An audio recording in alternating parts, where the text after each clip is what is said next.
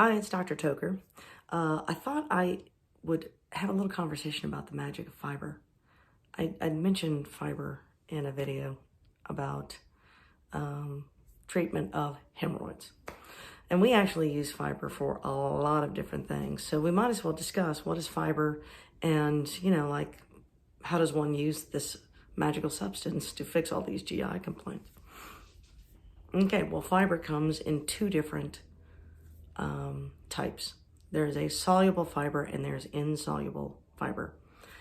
An example of insoluble fiber would be vegetable fiber, like lettuce and whatnot. I mean, there is some fiber in vegetables, but your body cannot really process or digest them. So it's called insoluble fiber. You can mix it in water all you want to, unless you blend it into the liquid. It stays in its form, it's like putting celery in your gumbo, obviously. It stays looking like celery. Why? Because it is insoluble. Okay, so insoluble fiber. And insoluble fiber is important. We'll talk about that in a minute. And the second type is soluble fiber. Soluble fiber is fiber that when you mix it in water, dissolves. It's like chemistry here. There's insoluble and then there's soluble. All right, so soluble fiber is present oftentimes in fruit. I mean, just for ease, it's other places, but I'm just saying the most common soluble fiber is going to be fruit. And of course, you can get soluble fibers that are not associated with food at all in a supplement format. There's certain roots that make fiber that are really good for you. So as soluble fiber is concerned. Okay, so there's insoluble fiber and there's soluble fiber. Now, what do we use insoluble fiber for? Well, that is actually important for colon maintenance and intestinal maintenance, to be honest with you. So insoluble fiber bulks the stool. And so probably the best example of why is it important to have bulky stool comes from, that book, Everything I Learned About Life I Learned in Kindergarten. This is one of those things that you're going to learn. So simple. Okay, so the muscles of the intestinal tract are circular muscles, and they squeeze like your hand squeezes. Okay. So the smaller something is, the harder it is to hold on with your hand if it's tiny. For example, sand, right? So sand, when you put it in your hand and you squeeze, all that sand runs out of your hands because it's tiny. It's hard to control. It's dry and it's small. And that is hard to control. It's hard to hold on to. Little children, you ever seen that little kid, when they have a pencil in their hand, it's hard for them to hold a little pencil.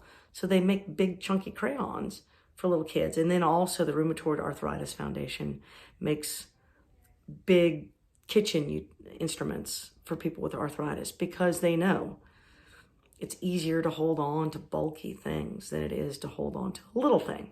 So that's what insoluble fiber does. It turns your regular pencil into sort of like a kindergarten chunky pencil, so it makes it easier for you to hold on to. It requires less work of the GI tract.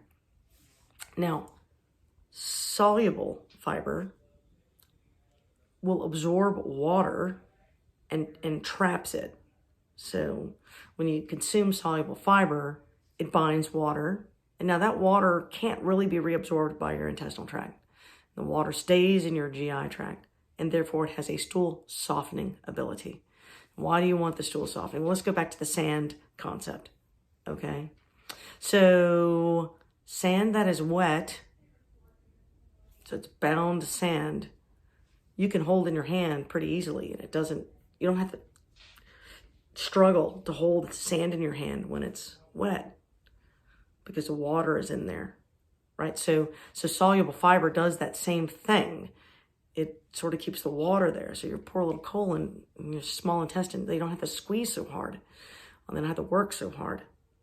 This decreases the pressure in your intestinal tract, and it allows for a more normal function. So there is a reflex That's called the gastrocolic reflex. So when you eat something, it stimulates your intestines to squeeze, and more importantly, your colon to squeeze.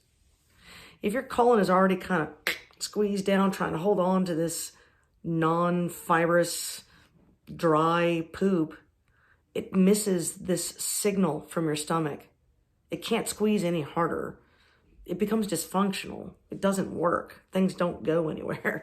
So fiber helps the GI tract by kind of realigning the pressure inside of the intestinal tract. And then with a nice relaxed sort of colon, it's in tune with the world.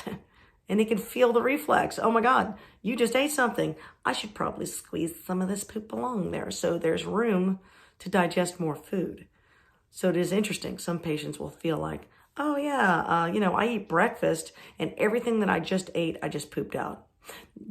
No, that's not, unless you have cholera, that is not how this, or you don't have a colon. So it takes a while to make it through the GI tract. It's not something that happens instantly. But if you eat and feel the urge to use the restroom, that is that reflex talking. And some people have a very powerful reflex after every meal. The most common time to have a response to that reflex is after breakfast. You know, the classic, drink a cup of coffee, grab your newspaper, and I got to talk to a man about a horse or whatever that joke was, whatever. So that is a known reflex in the human anatomy.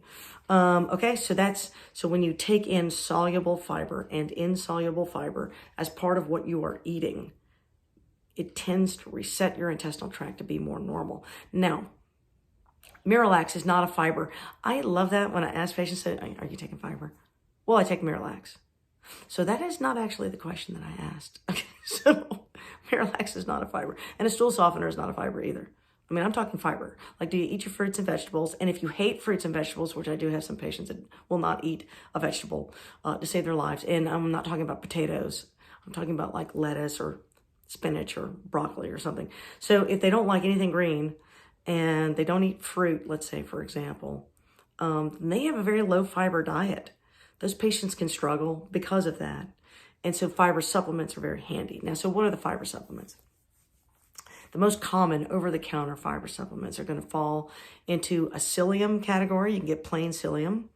The name brand psyllium is Konsyl, Konsyl, which has 6 grams of fiber per serving. Then there's Metamucil, which has psyllium, but it also has some flavoring to it.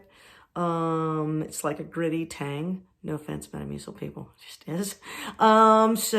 Gritty tang people. And there's 3 grams of fiber typically in a serving of Metamucil. And then there's methylcellulose, which is citrusyl. That's a fruit fiber. That's soluble also. You mix it in water. And citrusyl can be out the box a little bit. Sometimes they can flavor it. Different things, usually orange. I don't know why, but that's just how they flavor theirs. There's a little less fiber in citrusyl, but it's less gas bloating, so people tolerate it better. I tell my patients with known diverticular disease to do citrusyl because of the gas bloat issue. Some people don't like that because they're both kind of gritty and you have to stir it and drink it at the same time. You know, it's too interactive for them. For that reason, they will use benefiber. And there's not much fiber in benefiber. It's very expensive per dose.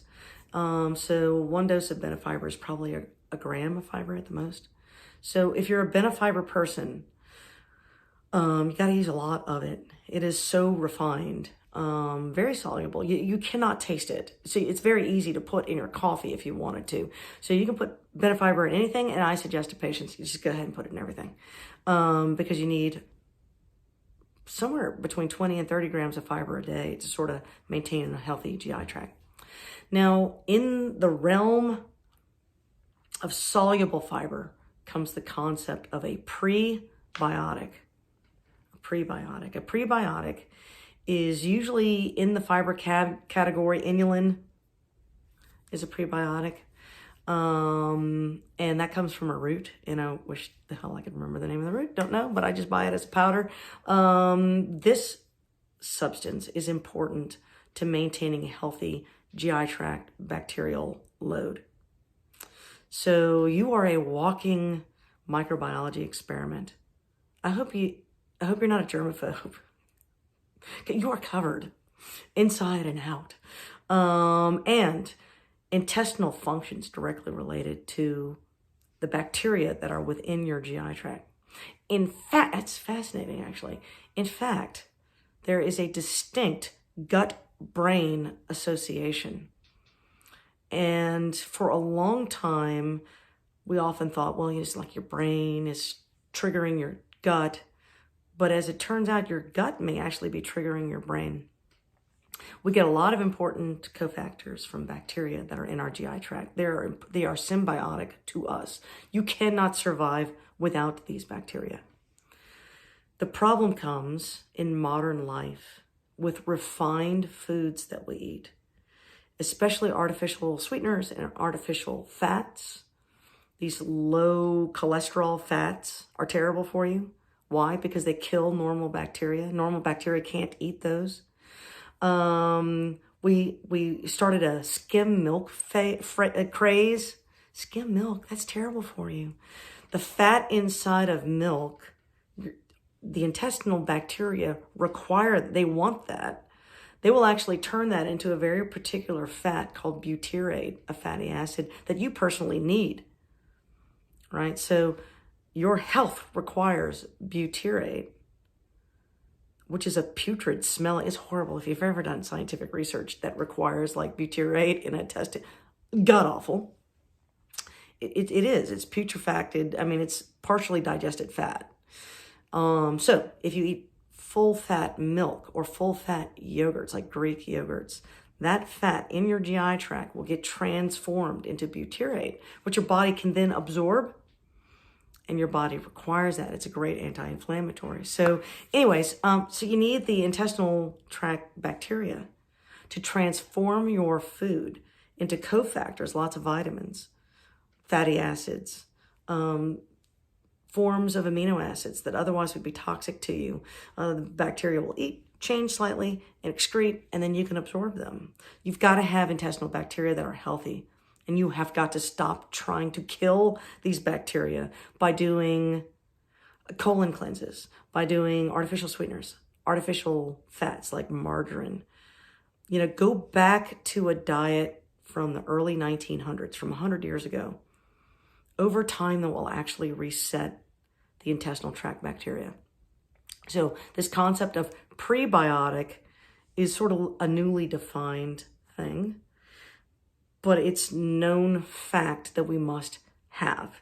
The modern diet is so refined and these are soluble substances that get washed away.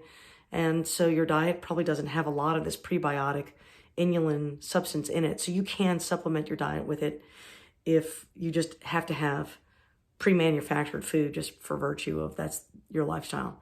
If that is the case, then I would highly suggest a prebiotic in your life called inulin. Take a probiotic of any virtue, but the best probiotics tend to have more than one organism in them. And eat a diet that's high in soluble and insoluble fibers, and avoid artificial sweeteners and artificial margarine type fats, because all of those things kill the good guys. The GI tract buddy guy, the good guys that are in there. The bad guys don't care, right? The hooligans, the renegades. They can live in the presence of your fancy schmancy xylitol. That's the number one thing. My mother is a dentist, okay? So sugar is verboten in our home, which is why I'm a sugar addict, right? And that's also why I have nice teeth. But anyway, so dentists love xylitol as a gum or a mint or something, because xylitol tastes sweet and there's no actual sugar in it. So you can't get dental disease when you're taking xylitol. The problem is when you swallow that xylitol substance, it kills all of the intestinal tract bacteria and can cause stomach upset. So diabetics, a lot of times I'll see diabetics with like these IBS type symptoms, and it's because they're eating a sugar-free artificial sweetener thing, and that is killing off their GI tract bacteria. And that is what's causing their stomach upset. And then if you had a stomach upset all the time, you can imagine it might cause you to be a little, kind of anxious or even forgetful. So it is important for you to do your fiber. It's magical. Patients who have chronic diarrhea. Oh yeah, I promised I was going to talk about this on the last video. Okay, so constipated patients is very simple. You need soluble fiber, you need to drink lots of water. Patients with diarrhea need to kind of firm up the stool somehow, and you can do that with a fiber capsule or fiber tablet. Dry fiber, or even Metamucil cookies.